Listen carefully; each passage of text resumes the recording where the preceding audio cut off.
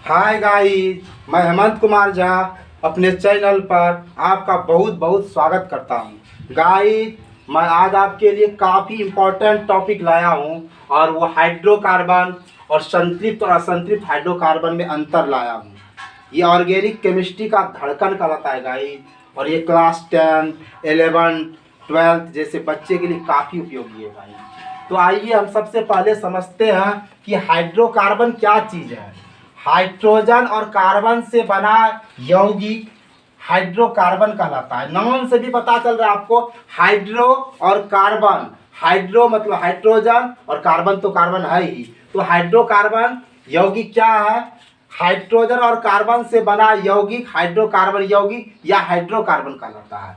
Guys, आइए हम लोग समझते हैं ये संतृप्त और असंतृप्त हाइड्रोकार्बन में क्या अंतर है। हाइड्रोकार्बन को दो पार्ट में बांटा गया है, संतृप्त और असंतृप्त हाइड्रोकार्बन। आइए हम थोड़ा सा आपको समझाते हैं कि ये जो हाइड्रोकार्बन है, हाइड्रोकार्बन ये हाइड्रोजन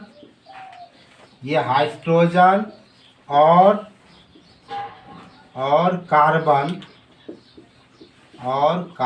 से बना कंपाउंड है। ठीक है, ध्यान से समझिए। हाइड्रोकार्बन क्या है? हाइड्रोजन और कार्बन से बना कंपाउंड। जैसे देखिए, हम एक एग्जांपल लेते हैं, मेथेन। ध्यान से देखिए मेथेन CH4 इसका सूत्र होता है। अब हम मेथेन को हाइड्रोकार्बन कहेंगे। मेथेन को हाइड्रोकार्बन क्यों कहेंगे? क्योंकि देखिए ये कार्बन और हाइड्रोजन से मिलकर बना है, तो इसको हम हाइड्रोकार्बन कहेंगे। हाइड्रोकार्बन उसको कहते हैं जो हाइड्रोजन और कार्बन से बना कंपाउंड हो। तो मेथेन को हम हाइड्रोकार्बन कहेंगे, एथेन को हम हाइड्रोकार्बन कहेंगे। अब ये हाइड्रोकार्बन दो प्रकार के होते हैं, ध्यान से समझिए। हाइड्रोकार्बन दो प्रकार के होते हैं। एक होता है संतृप्त हाइड्रोकार्बन, और एक होता है असंतृप्त हाइड्रोकार्बन। ठीक है, अब देखिए संतृप्त हाइड्रोकार्बन क्या है? इसमें कार्बन परमाणुओं के बीच सिंगल बॉन्ड रहता है। अब ये असंतृप्त हाइड्रोकार्बन जो है, इसमें कार्बन परमाणुओं के बीच डबल या ट्रिपल बॉन्ड रहता है। अब देखिए संतृप्त हाइड्रोकार्बन जो है ये बहुत कम अभिक्रियाशील होता है, ये बहुत कम अभिक्रिया करता है। जबकि असंतृप्त हाइड्रोकार्बन जो ये अधिक अभिक्रियाशील होता है, ज़्यादा अभिक्रिया करता है। अब देखिए संतृप्त हाइड्रोकार्बन का समान सूत्र CnH2n+2 होता है, वेयर n बराबर 1 2 3। और डबल बॉन्ड वाला जो है, यह संतृप्त हाइड्रोकार्बन डबल बॉन्ड वाला भी हो सकता है और ट्रिपल बॉन्ड वाला भी हो सकता है। डबल बॉन्ड वाला का समान सूत्र CnH2n होता है और ट्रिपल बॉन्ड वाला का समान सूत्र CnH2n-2 होता है। ठीक है, अब देखो संतृप्त हाइड्रोकार्बन को एल्केन कहते हैं और असंतृप्त हाइड्रोकार्बन में जो डबल बॉन्ड वाला रहता है उसको एल्कीन कहते हैं और ट्रिपल बॉन्ड वाले को एल्काइन कहते हैं। ठीक है, अब देखो ये संतृप्त हाइड्रोकार्बन का प्रथम सदस्य मेथेन होता है और डबल बॉन्ड वाले का प्रथम सदस्य एथीन और ट्रिपल बॉन्ड वाले का प्रथम सदस्य एथाइन होता है। आइए हम इसको थोड़ा सा साफ पहले कर देते हैं। अब गाइस, आप हाइड्रोकार्बन समझ ही गए कि हाइड्रोजन और कार्बन से मिलकर बना यौगिक को हाइड्रोकार्बन कहते हैं। अब हम आपको एक एक करके पूरे डिटेल से समझाते हैं संतृप्त हाइड्रोकार्बन और असंतृप्त हाइड्रोकार्बन, ताकि आप इसमें डिफरेंट समझ जाइएगा। अब देखिए संतृप्त हाइड्रोकार्बन में हमने पहला लिखा है, इसमें कार्बन परमाणु के भी सिंगल बॉन्ड रहता है। ठीक है, जैसे देखो, जैसे हम आपको समझाते हैं, जैसे मेथेन है, एथेन है, प्रोपेन है, ब्यूटेन है, पेंटेन है। ठीक है, ये सब संतृप्त हाइड्रोकार्बन। इसमें देखिए कार्बन परमाणु के भी सिंगल बॉन्ड रहता है। देखिए मिथेन का CH4 रहता है सूत्र, इसका C2H6 होता है, इसका C3H8 होता है, इसका C4H10 होता है, इसका C5H12 होता है। देखिए हम आपको संरचना सूत्र लिख कर दिखाते हैं और आपको समझाते हैं कि इसके कार्बन परमाणु के बीच सिंगल बॉन्ड कैसे रहता है। देखिए अब मिथेन का लिखिएगा आप स्ट्रक्चर फार्मूला, तो कैसे लिखिएगा? CH4, देखिए CH4, देखिए इसमें क्या है, सिंगल बॉन्ड है ना। अब देखिए जैसे एथेन का लिखिएगा, तो C2H6 है, C2H6, 1 2 3 4 5 6। जैसे देखिए आपको प्रोपेन का लिखना है। प्रोपेन क्या है? C3H8। देखिए C3H8 1 2 3 4 5 6 7 8। देखिए इसमें सिंगल बॉन्ड है कि नहीं? तो संतृप्त हाइड्रोकार्बन, इसमें कार्बन परमाणुओं के बीच सिंगल बॉन्ड रहता है। आप गौर से देखिए, ये कार्बन परमाणुओं के बीच क्या है? सिंगल बॉन्ड है। यहाँ देखिए भी सिंगल बॉन्ड है।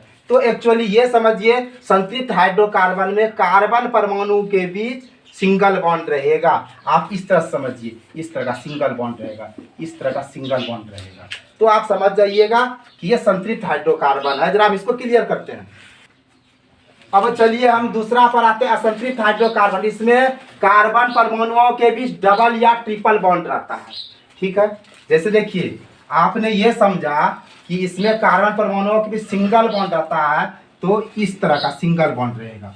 ठीक है, तो समझ जाइएगा कि ये संतृप्त हाइड्रोकार्बन है। अब देखिए यहाँ क्या, इसमें कार्बन परमाणुओं के बीच डबल या ट्रिपल बॉन्ड रहेगा। अब अगर असंतृप्त रहेगा तो कार्बन परमाणुओं के बीच डबल बॉन्ड रहेगा या कार्बन परमाणुओं के बीच ट्रिपल बॉन्ड रहेगा। देखिए अगर आप कार्बन कार्बन के बीच में सिंगल बॉन्ड देखिएगा तो समझ जाइएगा क्या कि ये संतृप्त हाइड्रोकार्बन है। अगर कार्बन कार्बन के बीच ये डबल बॉन्ड यानी द्विबंध देखिएगा तो समझ जाइए असंतृप्त हाइड्रोकार्बन है। अगर कार्बन कार्बन के बीच ट्रिपल बॉन्ड देखिएगा तो समझ जाइए असंतृप्त हाइड्रोकार्बन है। अब देखिए दूसरा बात है, ये बहुत कम अभिक्रियाशील होते हैं।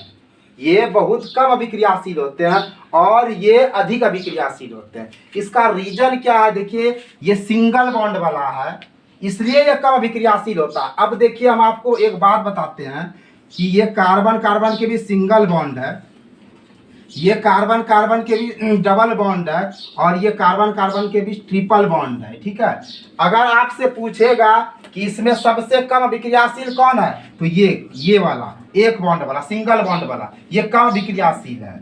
इससे ज्यादा ये डबल बॉन्ड वाला और सबसे ज्यादा ट्रिपल बॉन्ड वाला अभिक्रियाशील।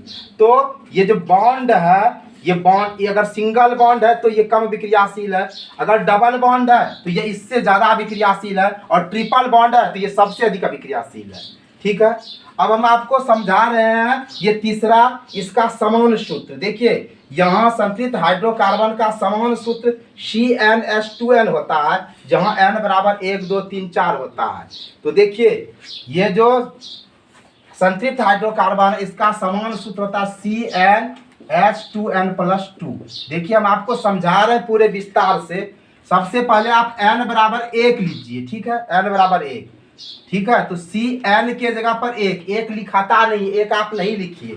ठीक है, H2 गुना n के जगह पर 1 लिखिए, जोड़ 2 बराबर देखिए CH 2 1 2 2 2 4 CH4, ये आपका हो गया मेथेन। ठीक है, फिर अगर आप n बराबर 2 लीजिएगा तो देखिए Cn के जगह पर क्या हो जाएगा? 2 हो जाएगा। n के जगह पे 2 रखिए और यहाँ देखिए H, यहाँ 2 गुना n के जगह पे 2 रखिए, जोड़ 2, तो देखिए बराबर C2 H क्या हो गया? 2 दूनी 4, 4 2 क्या हो जाएगा? 6, ये हो गया एथेन। ठीक है, अगर आप n बराबर 3 ले लीजिएगा और इस सूत्र पे बैठाइएगा तो क्या हो जाएगा? देखिए Cn के जगह पर 3 रखिए, H2 n के जगह पर 3 रखिए, जोड़ 2, यहाँ क्या होगा? C3 3 दूनी 6 2 8 C3H8, तो ये हो गया मेथेन एथेन, ये हो गया प्रोपेन। तो इस तरह से आप इस सूत्र की मदद से लिख सकते हैं। इसका समान सूत्र ये हुआ। अब देखिए हम जरा सा क्लियर करते हैं बोर्ड। अब हम आते हैं इस पर कि डबल बॉन्ड वाले का समान सूत्र CnH2n होता है। अब देखिए हम लोग डबल बॉन्ड वाले पर आते हैं, ध्यान से समझिए। अब हम लोग डबल बॉन्ड वाले पर आते हैं। इसका समान सूत्र होता है CnH2n, लेकिन शर्त यही है कि इसमें n बराबर हम जो लेंगे, n बराबर 2 3 से स्टार्ट करेंगे यहाँ। ठीक है, समझ रहे हैं? यहाँ हम लिख देते हैं इस जगह वेयर n बराबर, यहाँ हम लोग लेंगे 2 3 से, 1 से नहीं लेंगे, 2 से लेंगे। ठीक है, तो डबल बॉन्ड वाले का समान सूत्र क्या होता है? देखिए CnH2n। ठीक है, अब देखिए Cn बराबर हम लोग क्या लेते हैं? 2 लेते हैं, तो n के जगह पर क्या रखते हैं? देखिए n के जगह पर 2 रखते हैं, H 2 गुना n के जगह पर क्या रखेंगे 2, तो C2H 2 दूनी 4 C2H4। तो ये हमारा क्या कहलाएगा एथीन कहलाएगा। क्या कहलाएगा एथीन। ठीक है। अब देखो जैसे n बराबर हम 3 ले लेंगे तो यहाँ बैठाओ इस पर C n के जगह पर 3 लो और 2 गुना n के जगह पर 3, तो देखो C3 और 3 दूनी 6, ये हो गया प्रोपीन। ठीक है। अब जैसे मान लीजिए n बराबर 4 ले लीजिएगा तो यहाँ n के जगह पर क्या आ जाएगा 4 और यहाँ 2 गुना 4, तो देखिए C4 और 4 दूनी 8, ये मेथाइल एथाइल ये प्रोपीन, ये हो जाएगा आपका ब्यूटीन। ये हो गया आपका ब्यूटीन। इस तरह से आप डबल बॉन्ड वाले का निकाल सकते हैं। अब देखिए ट्रिपल बॉन्ड वाले का समान सूत्र क्या होता है जरा समझिए। अब ट्रिपल वाले पर हम आते हैं। ट्रिपल बॉन्ड वाले का समान सूत्र हम लोग का होता है CnH2n-2। हाँ, लेकिन n बराबर आप 1 से नहीं इसमें लीजिएगा, 2 3 डॉट लीजिएगा। तो चलिए हम लेते हैं n बराबर 2, तो देखिए यहाँ n के जगह पर 2 रखते हैं, 2n के जगह पर 2 रखते हैं -2 बराबर C2, और यहाँ 2 दूनी 4, 4 में 2 गया 2, C2H2 हो गया। ठीक है। तो ये क्या कहलाएगा एथाइन। ये क्या कहलाएगा एथाइन कहलाएगा। ये एथाइन कहलाएगा। अब जैसे n बराबर 3 लिए तो यहाँ क्या हो जाएगा CN के जगह पर 3 ले लेंगे, H 2n के जगह पर क्या लेंगे 3 -2, ध्यान से समझिए C3 यहाँ 3 दूनी 6, 6 में 2 गया 4, ये हो गया प्रोपाइन। ठीक है। ये हो गया आपका प्रोपाइन। अगर आप n बराबर 4 लेते हैं तो यहाँ सूत्र में देखिए n के जगह पर क्या होगा 4 होगा, 2 गुना 4 और यहाँ -2, देखिए C4 4 दूनी 8, 8 में 2 गया 6, ये क्या हो गया butyne. Methyl ethyl propane butyne, ये ब्यूटाइन हो गया। ठीक है। अब देखिए ये चौथा समझिए, इसे एल्केन कहते हैं। अब देखो ध्यान से समझना, जैसे मान लो कि मेथेन एथेन प्रोपेन, ठीक है, ये सब जो है इसको हम लोग क्या कहेंगे एल्केन कहेंगे, और डबल बॉन्ड वाले को एल्कीन कहेंगे।